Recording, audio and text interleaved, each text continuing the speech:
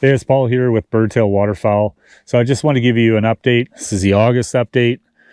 That means we're close. And I just want to let you know what I've been up to, what the spring looked like, and what's new for this fall that I've been chasing. But first off, where I'm at, I'm in Ontario. This is Lake of the Woods, huge water system.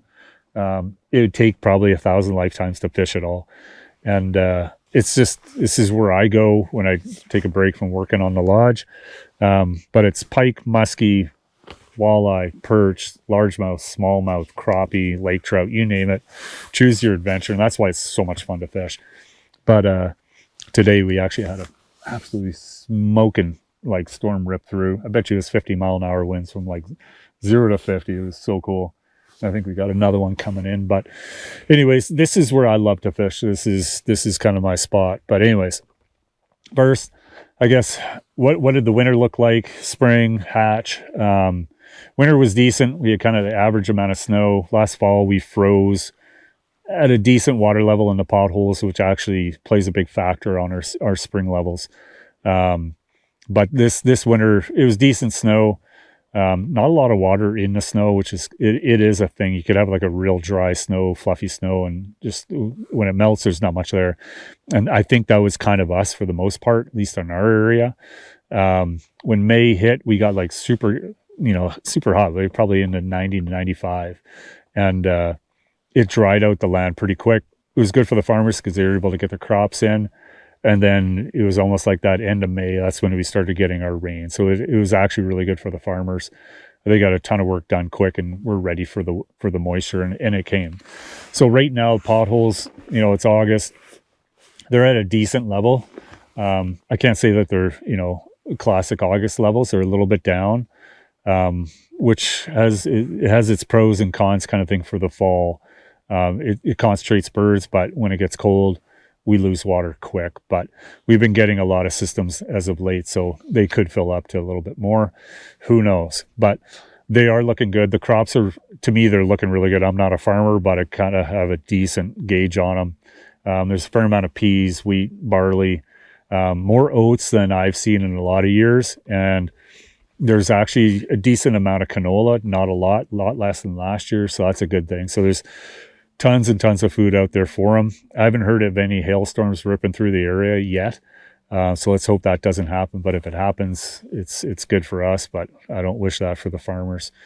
I guess for all the shrimp and aquatics and that, because of that May temperature, water temperatures went way up. So all the potholes, I was digging around there about a week ago, and you could see there's decent amount of shrimp and all the coontail, and that, it looks really healthy. So there's tons of food in the water. So I think we're in good shape that way.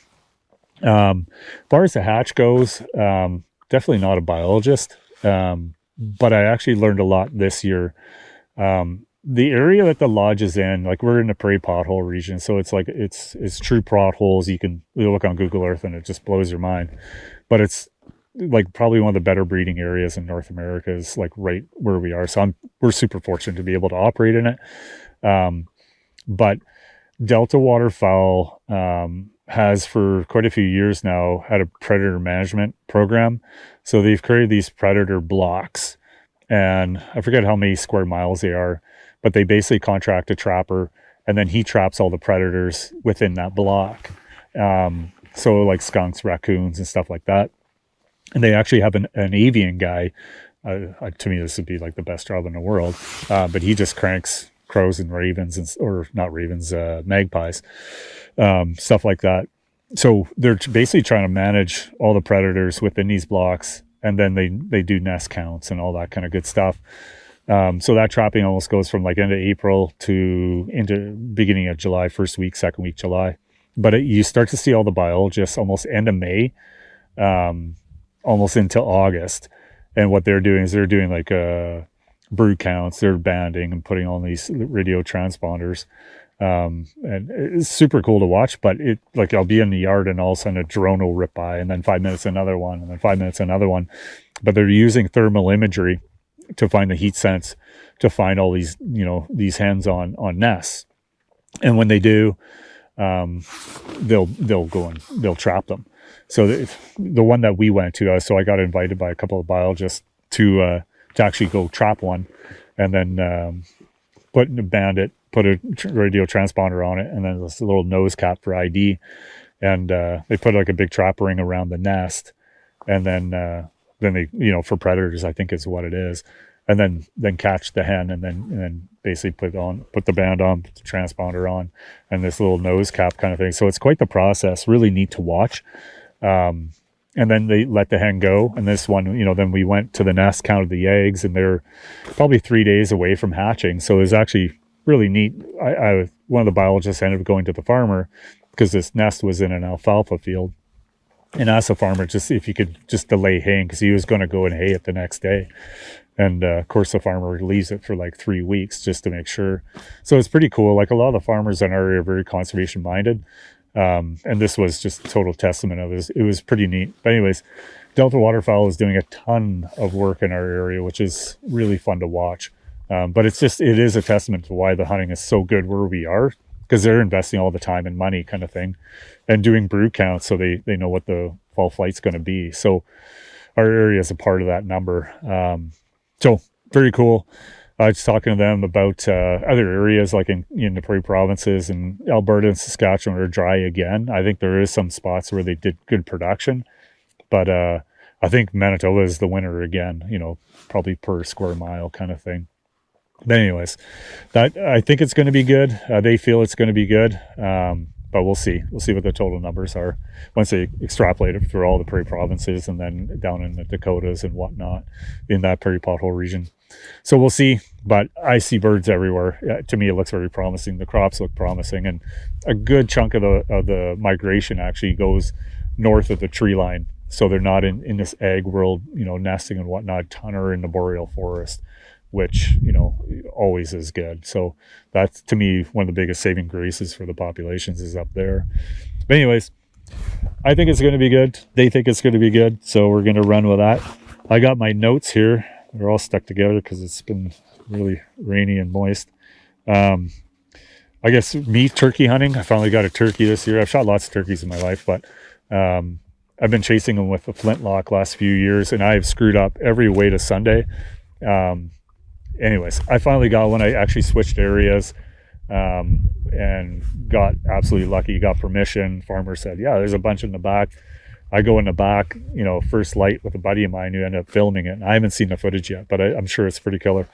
Anyways, there was probably, I don't know, it felt like there was 250 birds that came out of roost, and then just toms strutting everywhere. And of course, I got my chance and I got them. Took 2 shots, but I got them. So anyways, I got my first turkey with a flintlock, so it's pretty cool.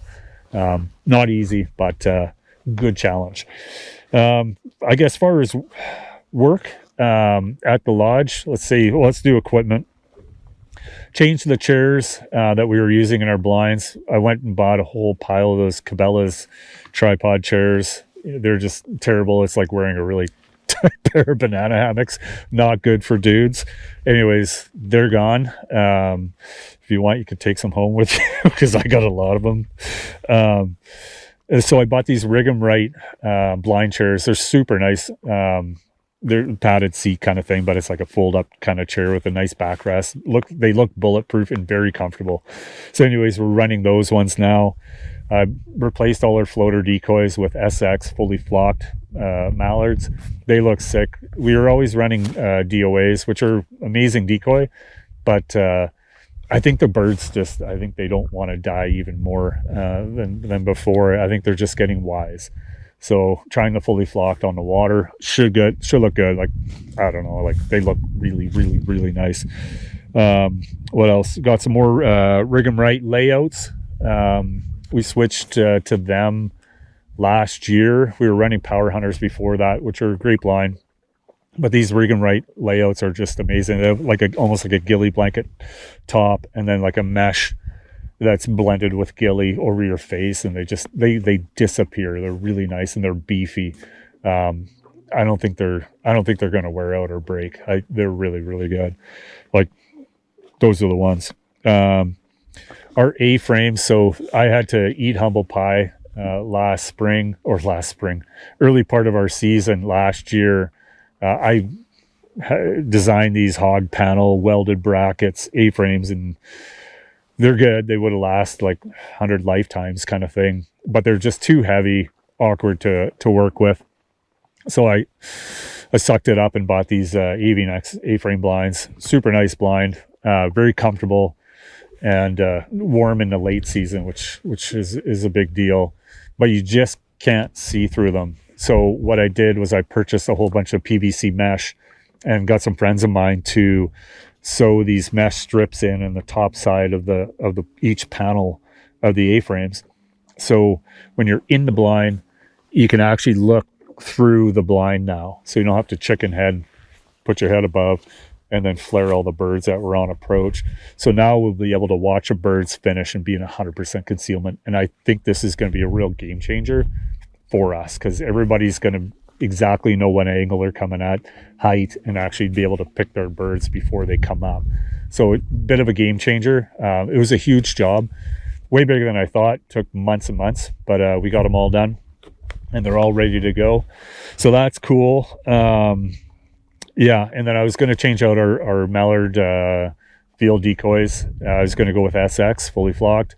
Anyways, there's an issue with them. They stopped manufacturing, I think, because of the tariffs because their decoys come out of China. So they had a container en route kind of thing full of these things, and I was supposed to be getting some of them, but I haven't heard yet. It's August, so I'm getting a little stressed out.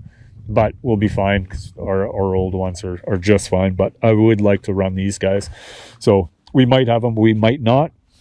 As far as work at the lodge, I do a million little things that aren't worth listing, but major ones, I sucked it up, and I've been wanting to do this for a long time. Bought an 80 kilowatt generator, big massive thing, and it'll run the whole place. So when the power goes out, which it does, we get storms and whatnot, this thing will run the whole deal. So I think it was last year, last morning, we lost power, and everybody was, checking in with the airlines and stuff like that. And our internet was down, our water was down, it just kind of came to a grinding halt. So we kind of sat there with candles and did I got to get this generator. So did that. So it's sitting on a poured concrete pad sitting there. I just got to hook it up. So that's a big one. And if you're coming up for a 3 or 4 day hunt and say you lost a day and a half or two of power, it's a game changer for the experience. So I kind of feel good that we got that looked after, because it can be looked after. So it's done.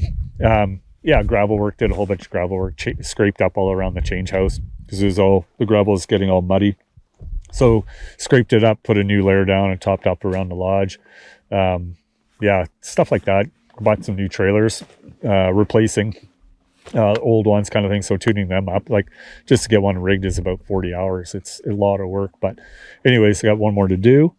What else? Oh yeah, ammunition. We always shoot Score. We went away from Score for this year. We're going to try Kent. Kent is a great name, very consistent.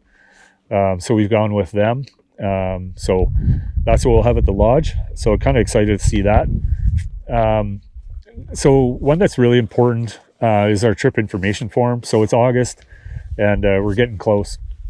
So on our website there's a link, and it's called the trip information form.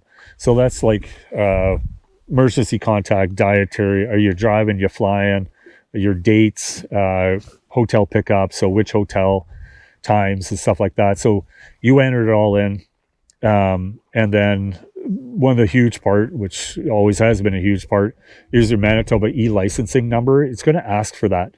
So if you're from the States, I have to purchase your Manitoba waterfowl permit.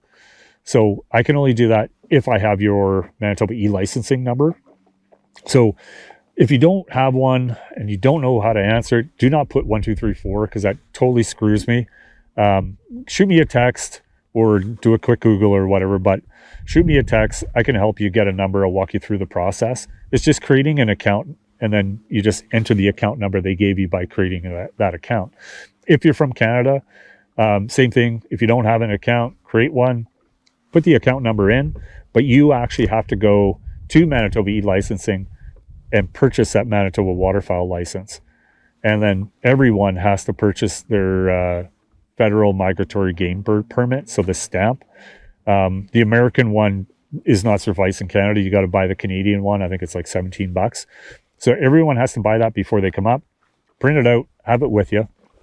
And then as you get to the bottom of the trip information form, this is the change.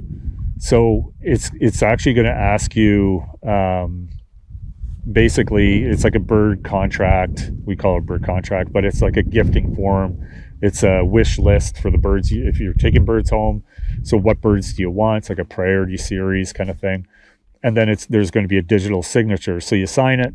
There's going to be another one that pops up, and it's going to be your photo release form, and then a waiver. Agree to it, sign it, and then hit submit. The whole thing goes to you, and it goes to me. So you're going to get an email with everything you filled out, with 2 PDF forms. Print that out. Print out the whole email plus the 2 forms, and have that with you when you travel. So if you're coming from the States, I'll give you the worst case scenario. Coming from the States, and you're renting a shotgun, and you get to the CBSA, so our Canadian Border Services, and they do the, what are you doing? Well, I'm going on a hunting trip. You got no gun. Well, I'm renting a gun. And then they'll go and basically drill down on you a little harder. How are you renting a gun? Not legal, or they may know the Canadian Firearms Act, but if you check, in the trip information form that you are taking a gun, it's going to also display part of the act, the Canadian Firearms Act that we use, and it's totally legal. Just the CBSA usually don't know the Canadian Firearms Act, so it's actually part of the act, so section, subsection, and then shows it, and then that will end a conversation. If you're not, it's still good to have, who you're with, my contact information and whatnot, just some kind of paperwork versus I'm going to someplace and I really don't know where it is.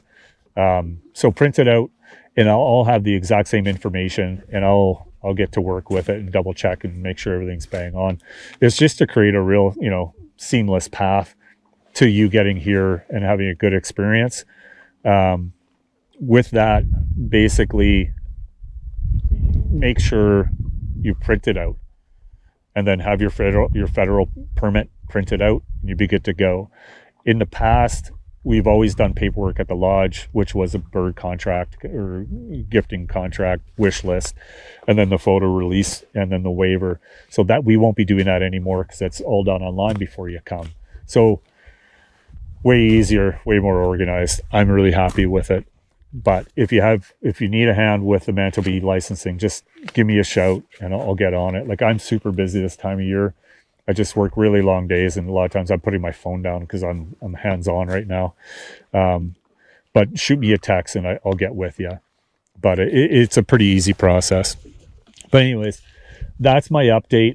Appreciate everyone coming up. And if you haven't hunted with us, just give me a shout. We're usually 1 to 2 years away for bookings. Right now we have 1 2-man opening for a 4-day hunt. So if you're interested, give me a shout.